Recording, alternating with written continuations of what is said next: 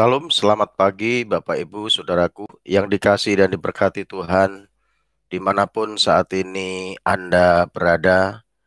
Kembali pagi ini berjumpa dengan saya, Pastor Cornelius Rahtomo Jati, di dalam pemberitaan firman Tuhan. Dan pagi hari ini kita akan mendengarkan kabar baik, berita sukacita, yaitu keberadaan firman Tuhan yang terambil dari Efesus pasal 6 ayatnya yang ke-10.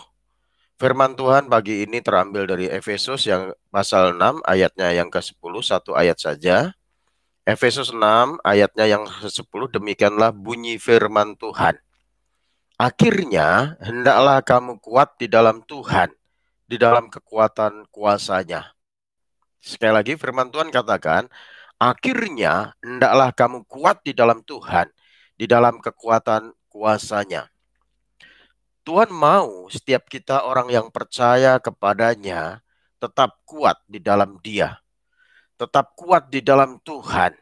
Itulah kerinduan Tuhan bagi setiap kita umatnya, bagi setiap kita orang yang percaya kepadanya. Tuhan mau kita umatnya tetap kuat di dalam Dia, yaitu di dalam Tuhan. Namun seringkali saudaraku, situasi, kondisi, tantangan, rintangan, halangan dalam kita mengiring Tuhan seringkali membuat kita, orang yang percaya kepadanya, tidak kuat. Namun menjadi lemah di dalam iman percaya kepada Tuhan Yesus. Namun seringkali juga, saudaraku, tantangan, rintangan, halangan, hambatan di dalam kita mengiring Tuhan justru membuat kita semakin hari semakin kuat karena segala masalah pergumulan yang kita hadapi itu melatih otot-otot rohani kita untuk kita tetap berjalan bersama Tuhan, tetap kuat di dalam Dia. Dan itulah kerinduan Tuhan kita Yesus Kristus, saudaraku. Sudah seberapa lama kita menjadi orang percaya? 20 tahunkah? 10 tahunkah? 5 tahunkah? Beberapa tahunkah? Bahkan sejak lahir kita sudah menjadi orang Kristen? Sudah berapa lama kita menjadi orang Kristen? Dan kita sudah beribadah kepada Tuhan, kita sudah berdoa kepada Tuhan, bahkan kita sudah melayani Tuhan. Apakah sampai sekarang ini kita masih tetap kuat di dalam Tuhan, di dalam kekuatan kuasa-Nya? Atau justru sebaliknya, kita mulai lemah, bahkan ada sebagian di antara kita yang sudah mulai jauh dari Tuhan, bahkan meninggalkan Tuhan. Tentunya ini tidak Tuhan kehendaki terjadi dalam kehidupan kita, umatnya, saudaraku yang dikasihi Tuhan. Karena Tuhan mau agar setiap kita tetap kuat di dalam Dia, saudaraku. Tetap kuat di dalam Tuhan, di dalam kekuatan kuasa-Nya. Untuk itu biarlah firman Tuhan ini mengingatkan kita, menyadarkan kita untuk kita tetap terus kuat di dalam Tuhan.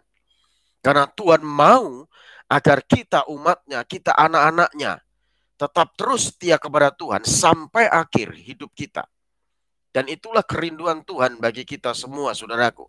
Jangan sampai masalah pergumulan, situasi, kondisi yang kita hadapi membuat iman kita menjadi lemah. Memang untuk kuat di dalam Tuhan kita harus mengenakan perlengkapan senjata Allah. Kita harus mengenakan perlengkapan senjata Allah dalam kehidupan kita, saudaraku, yang dikasihi Tuhan. Dan Tuhan mau itu terjadi dalam kehidupan setiap kita. Tuhan mau kita terus tetap kuat di dalam Dia, di dalam kekuatan kuasa-Nya. Dan itulah kerinduan Tuhan bagi kita. Untuk itu di sini kita akan membahas orang yang kuat di dalam Tuhan itu orang yang seperti apa. Sekali lagi, orang yang kuat di dalam Tuhan itu orang yang seperti apa. Yang pertama, orang yang kuat di dalam Tuhan adalah orang yang selalu mengucap syukur di dalam segala hal. Jadi orang yang kuat di dalam Tuhan itu adalah orang yang selalu mengucap syukur dalam segala keadaan. Saya kasih contoh orang yang mengucap syukur dalam segala keadaan. Contohnya adalah Ayub. Ayub adalah orang yang kuat di dalam Tuhan. Sekalipun Ayub menghadapi bencana dalam kehidupannya, hartanya habis, anaknya 10-10-nya mati, saudaraku.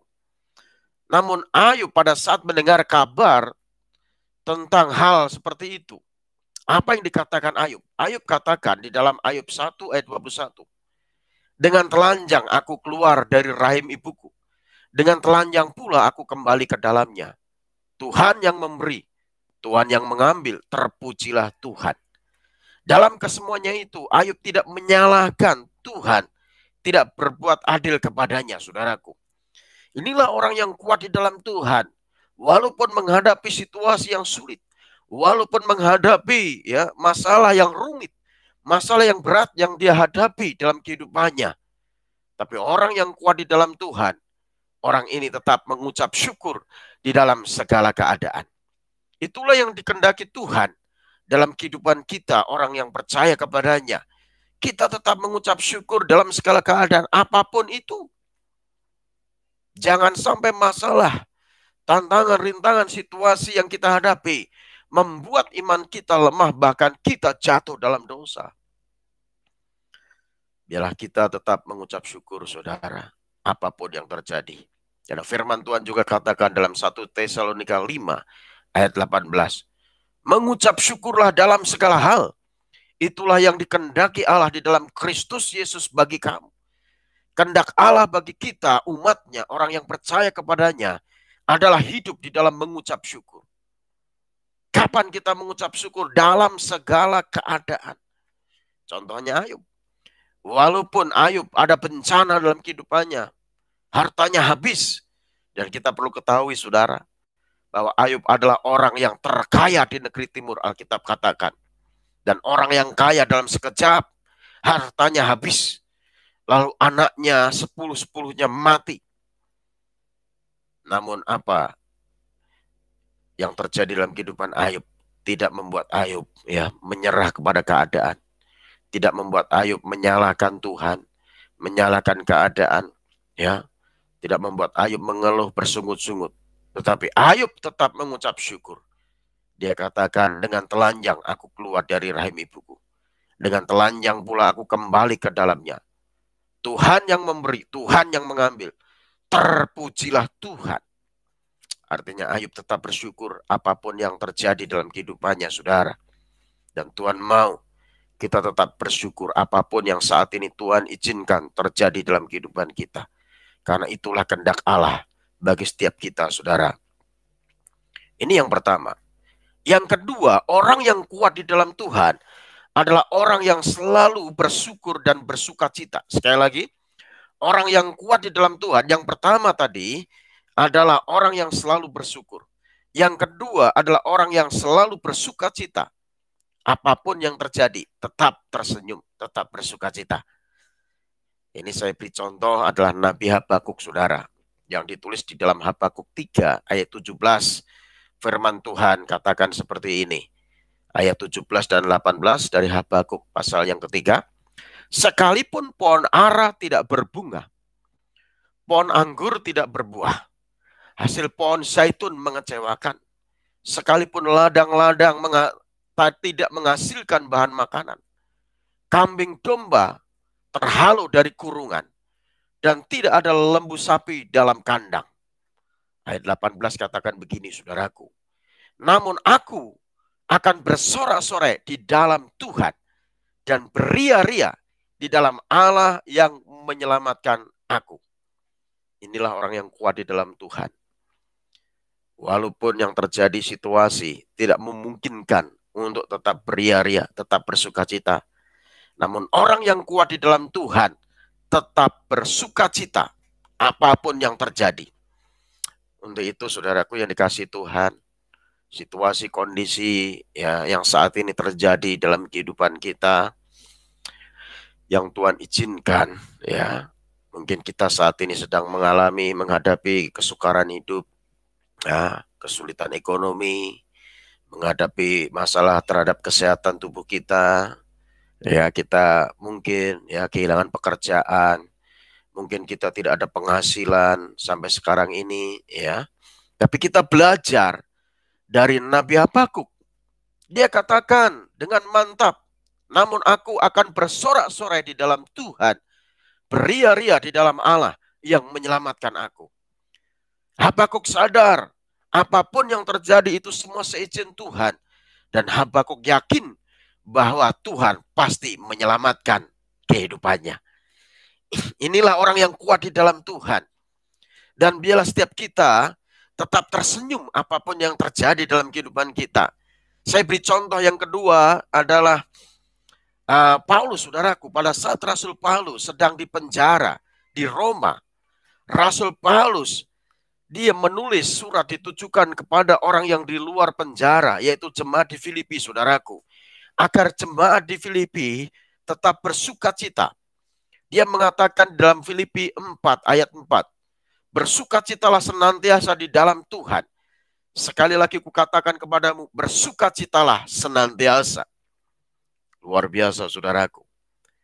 Harusnya setiap kita orang yang percaya kepada Tuhan, kita tetap bersuka cita.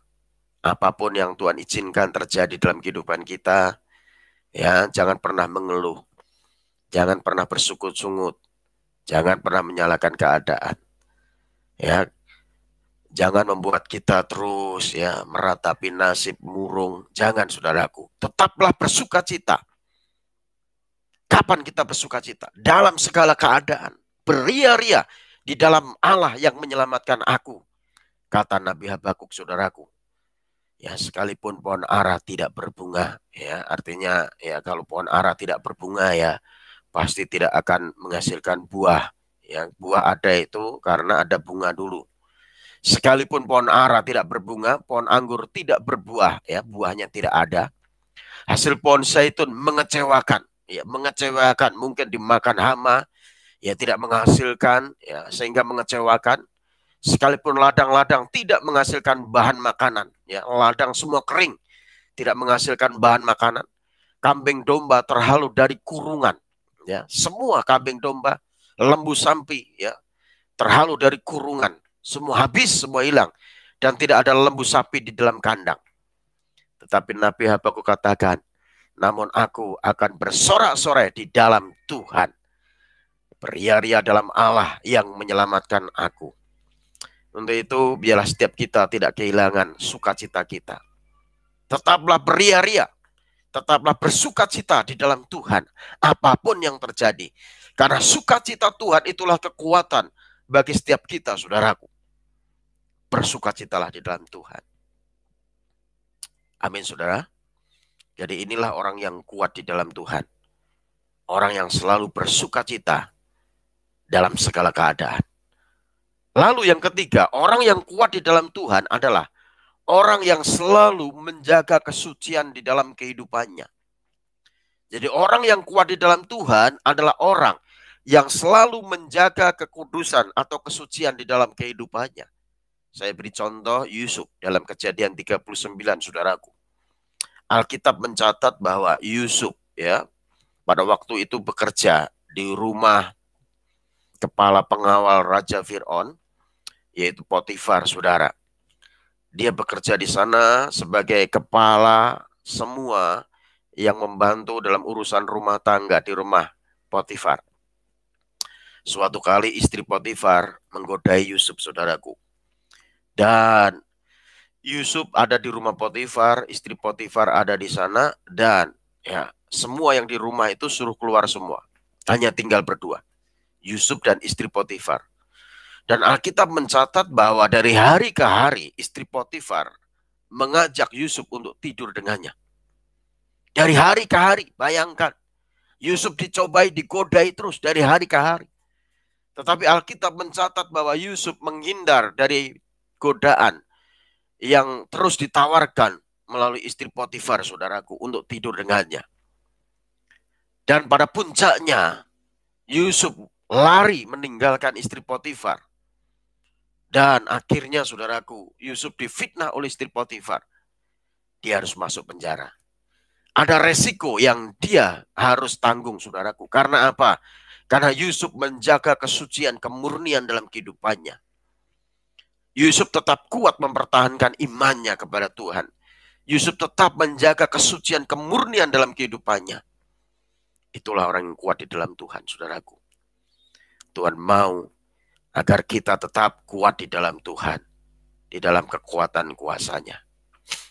Jadi orang yang kuat dalam Tuhan adalah orang yang selalu menjaga kemurnian, kesucian di dalam kehidupannya. Dan kita perlu ketahui, Bapak Ibu Saudaraku yang dikasihi Tuhan, bahwa Tuhan Yesus itu adalah Tuhan yang suci. Dan Dia katakan, kuduslah kamu sebab aku kudus. Dan tanpa kekudusan, tidak seorang pun bisa melihat Tuhan, Alkitab katakan, saudaraku. Dan Alkitab katakan di dalam 1 Petrus 1 ayat yang ke-15 dan 16. Firman Tuhan katakan, hendaklah kamu kudus di dalam seluruh hidupmu. Sama seperti Dia, yaitu Tuhan yang telah memanggil kamu. Ya. Sebab ada tertulis, kuduslah kamu sebab aku kudus. Ingat Bapak Ibu Saudaraku yang dikasihi dan diberkati Tuhan, kita itu menyembah Tuhan yang suci. Kita itu menyembah Tuhan yang kudus. Tanpa kekudusan, ya, kita tidak akan memandang Tuhan. Kita tidak akan melihat Tuhan. Artinya melihat Tuhan bukan melihat Tuhan secara kasat mata. Artinya melihat pekerjaan Tuhan, kuasa Tuhan, kemuliaan Tuhan disaksikan dalam kehidupan kita. Kita bisa melihat pertolongan Tuhan, melihat mukjizat Tuhan, melihat berkat Tuhan setiap hari dalam kehidupan kita. Kalau kita mau dan mampu menjaga kesucian dalam kehidupan kita, saudaraku. Ingat sekali lagi bahwa Tuhan memanggil kita bukan untuk melakukan apa yang cemar, tapi untuk melakukan apa yang benar di mata Tuhan. Untuk itu biarlah setiap kita menjaga kesucian dalam kehidupan kita. Kalau ada kesalahan, ada dosa yang pernah kita buat, minta ampun kepada Tuhan. Minta dikuduskan oleh kuasa darah Yesus. Dan minta Roh Kudus memampukan kita untuk menjadi kudus dalam seluruh hidup kita, saudaraku. Sehingga kita makin hari, makin layak di hadapan Tuhan. Makin hari, makin berkenan di hadapan Tuhan, saudaraku. Akhirnya, hendaklah kamu kuat di dalam Tuhan. Di dalam kekuatan kuasa-Nya. Jadi orang yang kuat di dalam Tuhan, yang pertama adalah orang yang selalu mengucap syukur dalam segala hal. Yang kedua adalah orang yang selalu bersuka cita apapun yang terjadi. Lalu yang ketiga, orang yang selalu menjaga kemurnian, kesucian di dalam kehidupannya. Itulah orang yang kuat di dalam Tuhan. Bila setiap kita terus kuat di dalam Tuhan, di dalam kekuatan kuasa-Nya. Tuhan Yesus memberkati. Amin. Mari kita berdoa, saudara. Bapa di surga, terima kasih buat firman-Mu yang mengingatkan setiap kami untuk kami tetap kuat di dalam-Mu ya Tuhan. Di dalam kekuatan kuasa-Mu. Dan Engkau tolong setiap kami Tuhan melalui kuasa Roh Kudus-Mu. Mampukan kami untuk terus kuat di dalam Tuhan. Biar iman kami tidak lemah, kami terus kuat Tuhan. Dan apapun yang terjadi, biar kami tetap mengucap syukur. Apapun yang terjadi kami tetap bersuka cita karena Tuhan itu baik Tuhan. Apapun yang terjadi, cobaan, godaan yang datang dalam kehidupan kami, mampukan kami untuk tetap terus menjaga kemurnian, kesucian dalam kehidupan kami. Terima kasih Bapa, meteraikan firman-Mu dalam loh hati kami dan berkati kami semua. Sehingga kami tetap kuat di dalam-Mu Tuhan, di dalam kekuatan kuasa-Mu. Terima kasih Bapa, terpujilah Engkau Tuhan kekal selamanya. Hanya demi nama Yesus Kristus Tuhan kami mengucap syukur, kami berdoa, haleluya, amin.